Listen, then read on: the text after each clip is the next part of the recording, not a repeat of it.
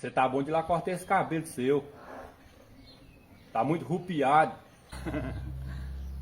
Tá não, assim tá bom. Ó. Tá um tamanho bom desse jeito. Não, tá bom não. Se tivesse bom eu não tava mandando você cortar. Que tem, moço? Não. Cortar hoje não. Eu não tô pedindo não, tô mandando. Eu já sou de maior já. Não preciso não. Ah, já é de maior, né? Você é de maior, mas quando você estiver aqui dentro da minha casa, aqui quem manda aqui é eu. Pode ir logo cortar.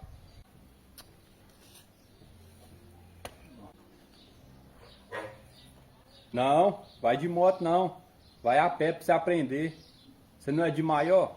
Você tem que comprar suas coisas. Já que você é de maior, você manda no você. Eu vou morrer.